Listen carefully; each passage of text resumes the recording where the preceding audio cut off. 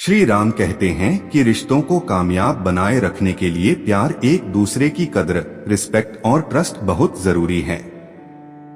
इस मतलबी दुनिया में कोई मतलब ना रखो और मतलब रखना है तो अपने मतलब से मतलब रखो। किसी के इतना करीब मत जाओ कि उसके जाने से आप खुद के करीब न रहो। माँ हम सबके जीवन का एक ऐसा फूल है जो हो तो जिंदगी खिल जाए और ना हो तो जिंदगी का खिला हुआ फूल भी मुरझा जाए। पेड़ की डाली से गिरता हुआ पत्ता भी हमें सीख देता है कि अगर जिंदगी में तुम बोझ बन जाते हो तो अपने ही तुम्हें गिरा देते हैं। अकेले ही गुजरती है जिंदगी। लोग तसल्ली तो देते हैं, बरसात नहीं। पत्थर में एक कमी है कि वह पिघलता नहीं है, मगर एक खूबी भी है कि वह इंसान की तरह बदलता नहीं है। भरोसा उस पर करो जो तुम्हारी 3 बातें जान सके। हंसी के पीछे का दर्द, गुस्से के पीछे का प्यार और आपके चुप रहने की वजह। जल्दी जागना हमेशा ही फायदेमंद होता है, फिर चाहे वह नींद से हो या अहम से या फिर वहम से।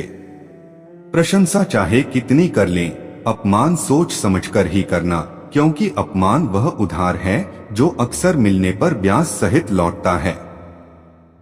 जीवन एक ऐसा रंगमंच है जहां किरदार को खुद पता नहीं होता। अगला दृश्य क्या है? रिश्तों की चाय में शक्कर जरा माप के रखना चाहिए। फीकी हुई तो स्वाद नहीं आएगा और ज्यादा मीठी हुई तो मन भर जाएगा। प्रेम सदा माफी मांगना पसंद करता है और अहंकार सदा माफी सुनना पसंद करता है।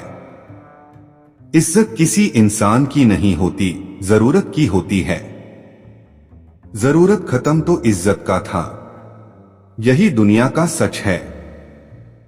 जीवन में कभी भी मुसीबतें आए तो किसी से मदद मत मांगना, क्योंकि मुसीबत थोड़ी देर की होती है और एहसान जिंदगी भर का रह जाता है। आप कब सही थे इसे कोई याद नहीं रखता, लेकिन आप कब गलत थे इसे सब याद रखते हैं। ठंड में हाथ काम नहीं करते और घमंड में दिमाग काम नहीं करता। छोटी छोटी बातों पर वही लोग गुस्सा करते हैं जिन्हें हमारी फिक्र होती है। बुराइयां ढूंढने का शौक है तो शुरुआत खुद से की जाए, दूसरों से नहीं। जिंदगी में अगर खुश रहना है तो दूसरों की बकवास को अनदेखा करना सीखो। मुसीबत आए तो यह मत सोचना कि अब कौन काम आएगा, बल्कि यह देखना अब कौन सा छोड़कर जाएगा। किसी ने सच ही कहा है, वह इंसान आपका मोल कभी नहीं समझ पाएगा जिसके लिए आप हमेशा हाजिर रहते। सच्चे व्यक्ति को खुद पर घमंड तभी होता है जब सच्चाई के साथ अडिग होकर खड़ा होता है। माचिस किसी दूसरी चीज को जलने से पहले खुद को जलाती है। गुस्सा भी एक माचिस की तरह है, ये दूसरों को बर्बाद करने से पहले खुद को बर्बाद करता है। भरोसा जितना कीमती है, धोखा उतना ही महंगा हो जाता है। ताश का जोकर और अपनों की ठोकर अक्सर बाजी घुमा देते हैं। कभी फुर्सत में अपनी कमियों पर गौर करना, दूसरों को आईना बनने की ख्वाहिश मिट जाएगी। नियत से ईश्वर खुश होते हैं और दिखावे से इंसान। मिली थी जिंदगी किसी के काम आने के लिए, पर वक्त बीत रहा है कागज के टुकड़े कमाने के लिए। रिश्तों को बनाए रखने की सिर्फ एक ही शर्त है, किसी की कमियां नहीं। अच्छाइयां देखें, समय उनका इंतजार करता है जो उसका इस्तेमाल करना जानता है। सच तो हम बहुत पहले से जानते थे, बस देखना चाहते थे कि लोग झूठ कहां तक बोल सकते हैं। अनुचित बनो, क्योंकि उचित और सकारात्मक उन चीजों को हासिल नहीं कर सकते जो दुनिया को बदल सकती है। दया और प्रेम भरे शब्द छोटे हो सकते हैं, लेकिन वास्तव में उनकी गूंज अनंत होती है। समय दिखाई नहीं देता, लेकिन बहुत कुछ दिखा जाता है। इंतजार मत करो, जिंदगी तुम्हें उतना भगाएंगे जितना तेज तुम सोच सकते हो। कुछ भी स्थायी नहीं है। अपने आप को बहुत अधिक तनाव न दें, क्योंकि स्थिति चाहे कितनी भी खराब हो, एक दिन बदल ही जाएगी। पिता से बड़ा कोई सलाहकार नहीं, मां की इच्छाओं से बड़ी कोई दुनिया नहीं, भाई से अच्छा कोई भागीदार नहीं और बहन से अच्छा कोई शुभचिंतक नहीं। श्री राम कहते हैं कि जो कार्य आज तुम्हें दर्द दे रहा है, कल वही तुम्हारी सबसे बड़ी ताकत बनकर उभरेगा। झोंक दिया हुनर को मेहनत की भट्टी में, कुछ तो काबिल जरूर बनेंगे। घर बड़ा हो या छोटा यह मायने नहीं रखता, उस घर में एक दूसरे के प्रति प्यार और सम्मान कितना है यह मायने रखता है। घर की जिम्मेदारियां निभाते निभाते न खुद की खुशी, खुद के सपने तक भूलने पड़ते हैं। अपनी वाणी को शुद्ध रखिए, संस्कारों की यह पहली अमानत होती है। श्री राम कहते हैं कि अगर सब्र करेगा तो पाएगा, गुरूर करेगा तो घाव आएगा। जीवन में खुश रहने के लिए एक ही मंत्र है, राधे राधे। इसका चिंतन करो और चिंता करना छोड़ दो। व्यक्ति का नजरिया और बात करने का तरीका बताता है कि उसे संस्कार कैसे मिले। कपड़े तो ब्रांडेड खरीद सकते हैं, लेकिन संस्कार किसी दुकान में नहीं मिलते।